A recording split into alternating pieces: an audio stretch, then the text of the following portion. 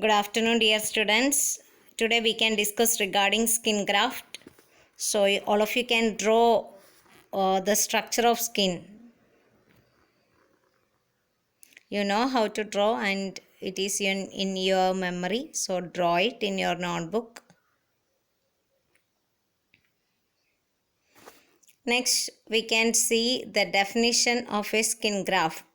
A skin graft is a tissue of epidermis and varying amount of dermis that is detached from its own blood supply and placed in a new area with a new blood supply.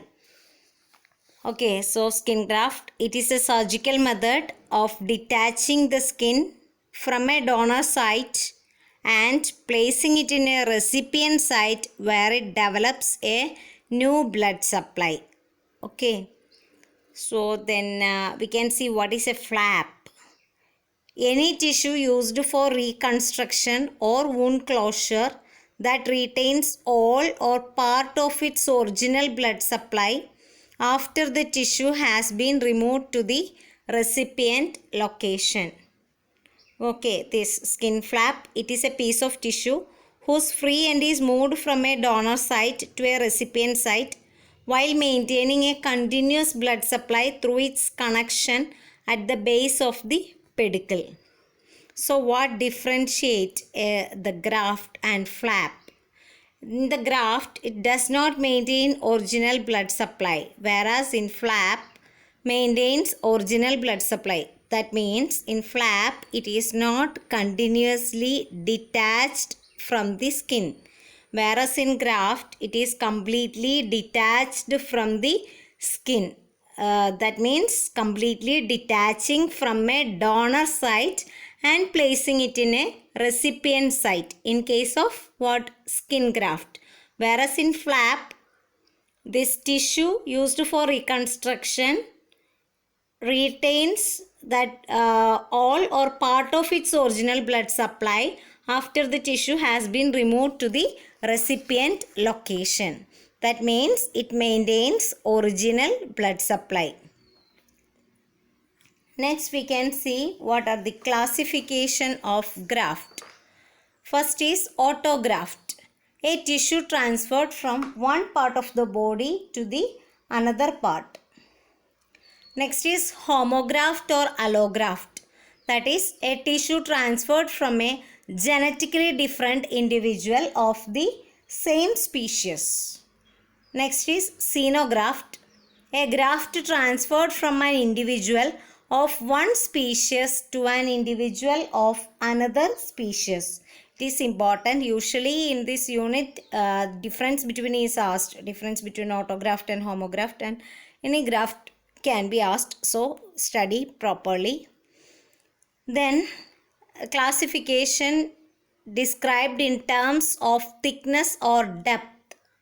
In that, first is split thickness or partial thickness. It contains 100% of the epidermis and a portion of the dermis. This split thickness are further classified as thin and thick. Thin split thickness, it is of best survival and heals rapidly, whereas thick, more qualities of normal skin present and less contraction and looks better and fair sensation. And the disadvantages of thick split thickness graft is that slow in healing and low graft survival.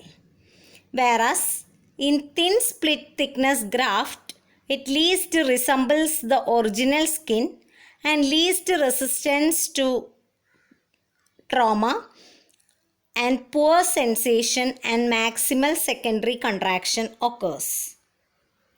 Next type is full thickness. It contains 100% of the epidermis and dermis. So in case of split thickness, only completely the epidermis and a portion of the dermis is taken, whereas in full thickness graft, 100% of the epidermis as well as the dermis is taken. What is the advantages of this full thickness graft?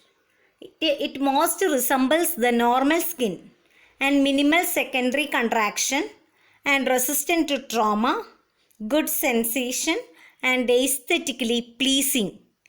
Disadvantages include donor site must be closed surgically and donor sites are limited. Okay, so in this slide you can see the advantages and disadvantages.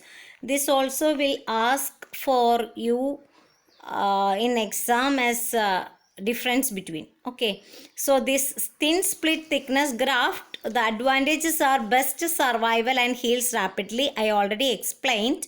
The disadvantages include least resembles the original skin and least resistance to trauma, poor sensation and maximal secondary contraction. Thick split thickness, more qualities of a normal skin, less contraction, looks better and fair sensation. Whereas the disadvantages include lower graft survival and slower healing. Full thickness graft most resembles normal skin, minimal secondary contraction, resistant to trauma, good sensation, aesthetically pleasing. And disadvantages include poorest survival, donor site must be closed surgically and donor sites are limited. One more type is there, composite graft. A composite skin graft consists of combination of skin and fat, skin and cartilage or dermis and fat. Composite graft are used in patients whose injuries require three-dimensional reconstruction. Okay, all of you clear? You have to write it from lecture. For example, a wedge of ear containing skin and cartilage and can be used to repair the nose.